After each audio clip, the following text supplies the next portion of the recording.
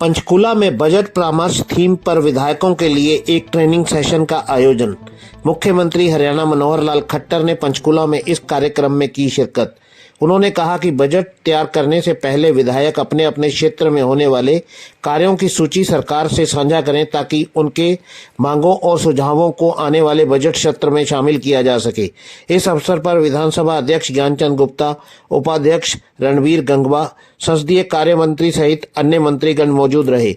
मुख्यमंत्री ने कहा कि हरियाणा प्रदेश की आर्थिक स्थिति अन्य राज्यों से बहुत बेहतर है। आने वाले बजट के बारे में मुख्यमंत्री ने कहा कि 2023-24 का बजट हर वर्ग के लिए कल्याणार्थ होगा। देखें पंचकूला से पत्रकार राजीव ठाकुर की यह रिपोर्ट।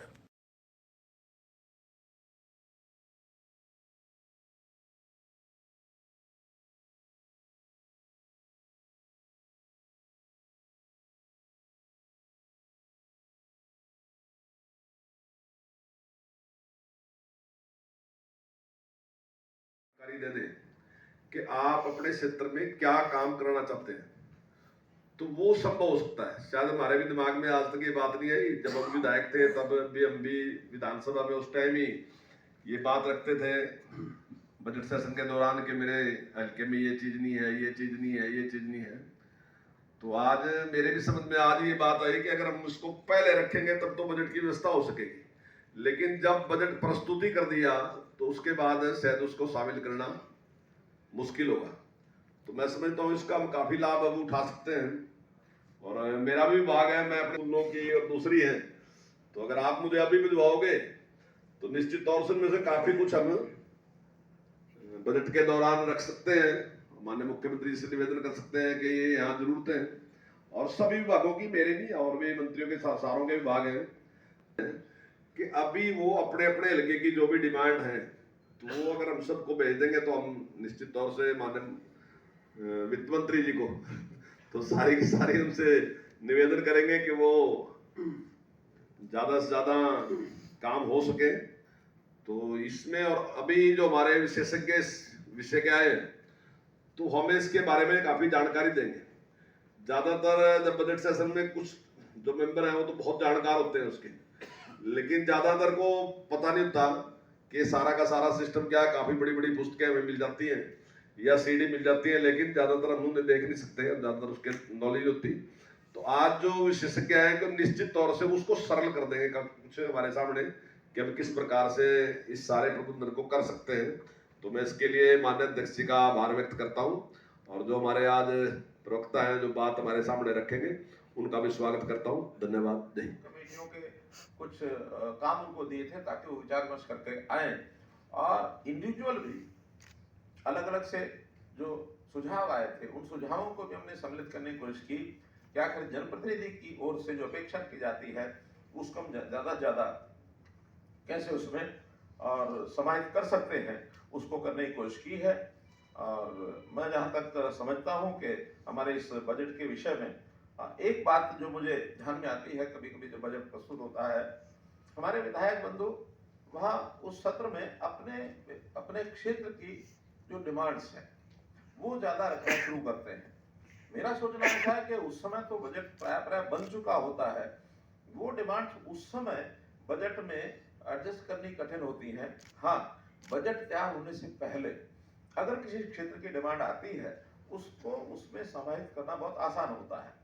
आज अगर मैं कहूं कि विधायक बंधु हमारे 3 महीने बाकी हैं, अभी से वित्त विभाग को, बजट सेक्शन को या अपने अपने विभाग में जिस विभाग की वो डिमांड है उस विभाग को, और सीधा सीधा मेरे तक भी अगर पहुंच जाएंगी विधायकों की जो कुछ डिमांड्स, मैं उसमें समाहित कराने की कोशिश कर सकता हूं कि हम उसमें बजट जब घोषित किया जाए, बजट उसमें रखा जाए पटल पर, उसमें उसमें से अधिकांश मांगे जो है जितनी संभव हो उसके अंदर रखी जा सकती हैं।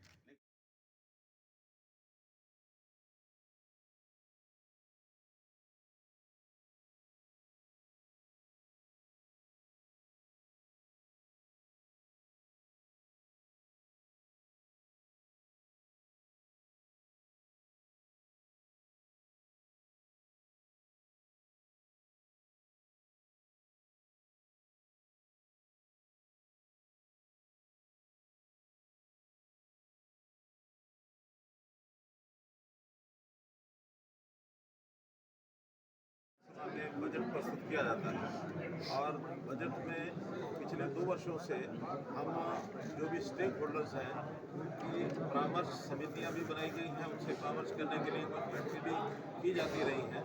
उसका बहुत बड़ा लाभ उन दिनों में 2 वर्षों में हुआ है। इस बार मैं स्पीकर साहब का बहुत धन्यवाद करता हूँ। हमारे मुँह के 3 महीने पहले और आज अगले बजट के संबंध में कुछ ट्रेनिंग सेशंस कुछ एक्सपर्ट्स को बुला करके ये किए जा रहे हैं और इसमें हमने भी आग्रह किया है कि जो बजट सत्र में सामान्यतः विधायक अपनी डिमांड्स को उठाते हैं उसकी बजाय अभी 3 महीने पहले यदि अपनी डिमांड्स बता देंगे तो उनको बजट के अंदर समायोजन करना आसान होता है। अन्यथा बजट प्रस्तुत होने के बाद कई बार ऐसी डिमांड्स को समायोजन करना कठिन होता है। तो ऐसा विधायकों ने इस बात को सराहा है और मुझे लगता है कि अभी 3 महीने पहले ही अपने अपने क्षेत्र की डिमांड के हिसाब से अगर बताएंगे तो आगामी बजट में उनको समाहित किया जा सकता है। एक बहुत अच्छा ये प्रयोग है और इससे विधायकों की ट्रेनिंग होगी, उनकी समझ भी बढ़ेगी और बजट के जो मुख्य पहलू होते हैं उन सब पहलुओं के बारे में भी उनको जानकारी मिलेगी ताकि बजट सेशन में एक अच्छे प्रकार का बजट को पास किया जा सके। एक सर आपने कर्ज का भी जिक्र किया था, आपने कहा कि हरियाणा एक लिमिट दायरे में कर्ज लेता है, दायरे से बाहर नहीं जाते। विपक्ष हमेशा कहता है कि आप लोग कर्ज लेते हैं, घी पीते हैं। ऐसा वैसे तो मैं कई बार कह चुका हूँ विपक्ष का अर्थ ही विपक्ष की बात करना ही होता है। कभी पक्ष की बात समर्थन की बात करने का तो कोई अर्थ बनता नहीं है। लेकिन जैसे मैंने बताया हरियाणा सब राज्यों से आसपास के राज्य हों अथवा दक्षिण के राज्य हों हमारी आर्थिक स्थिति बहुत अच्छी है। हमारा जो GSDP है वो हर वर्ष बढ़ता है और जितनी मात्रा में GSDP बढ़ता है उतनी ही मात्रा में हम जो है वार्षिक जो कर्ज वही लेते हैं, उससे ज़्यादा नहीं। हमारे कर्ज की जो लिमिट होती है अभी तक थी 3%, लेकिन कोविड के कारण से इसको 4.5 और 5% भी किया गया। लेकिन हमने अभी भी 3.5% से ऊपर अपना बजट का जो ऋण है वो कभी प्रस्तावित नहीं किया है और अब आगे हम विचार करते हैं कि 3.5 को भी घटा करके हम कोशिश करेंगे इसको 3% तक ही रखा जाए। GSDP बढ़ने से और हमारे स्कोप जो है हमारे पास ऋण लेने का पर्याप्त होता है, उससे हम लेते हैं और उससे विकास के काम जनता के जो हित के काम हैं वो सब हम करते हैं। हम जनता के हितों में जो योजनाएं हैं, जो उन्हें घोषणाएं की हैं, जो हम सब्सिडी देते हैं, जो हम ग्रांट्स देते हैं, जो हम रेवेन्यू के जो खर्च करते हैं वो सारे बाकी प्रदेशों से भी अधिक हैं। उदाहरण के तौर के ऊपर हमारे यहाँ सबसे ज़्यादा जो ओल्ड एज पेंशन है वो सब प्रदेशों से ज़्यादा है। हमने अभी आयुष्मान भारत में भी बाकी केंद्र की जो सीमा है 1,20,000 रुपये वार्षिक की, हमने उसको 1,80,000 रुपये तक वार्षिक कर दिया है और जो आयुष्मान भारत की जो परिवार उसमें छूट गए हैं और परिवारों को बढ़ा करके जो चिरायु हरियाणा योजना शुरू की है उसमें लगभग 550 करोड़ रुपया हम अतिरिक्त खर्च कर रहे हैं। इसलिए हमारे हरियाणा में हम खर्च भी ज़्यादा करते हैं, इनकम भी ज़्यादा करते हैं और ऋण भी अपनी लिमिट में लेते हैं, उससे ज़्यादा लिमिट लेते नहीं। जैसे मैंने बताया ना कि उसमें सामान्यतया जो ऋण की सीमाएं होती हैं GSDP की तुलना में उसी को आंकलन किया जाता है।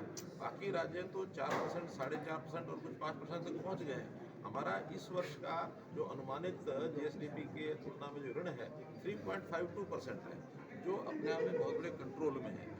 इसलिए हम बाकी राज्यों की स्थिति की तुलना में हम काफ़ी अच्छे लेवल पर बात को लेकर के आज विधायकों को कहा है कि अपने क्षेत्र की डिमांड बताएं और जब डिमांड बताएंगे तो उसमें से कुछ जो डिमांड्स पूरा करने के लिए वो कहेंगे और अगले बजट के फोकस में जो सेवाएं हैं, ज़रूरी सेवाएं हैं, शिक्षा है, स्वास्थ्य है और जो प्रदूषण को समाप्त करने के लिए एनवायरमेंटल विषय है उस पर है, कृषि है, सिंचाई है और ग्रामीण विकास में खासतौर पर जैसा हमने बॉन्ड अथॉरिटी बनाई है उसके प्रकार से स्वच्छता का अभियान है। तो ऐसे मोटे जो विषय पहले से जिनके ऊपर फोकस हमारा है उसी को आगे बढ़ाते हुए एक अच्छा बजट हम लेकर के आएंगे।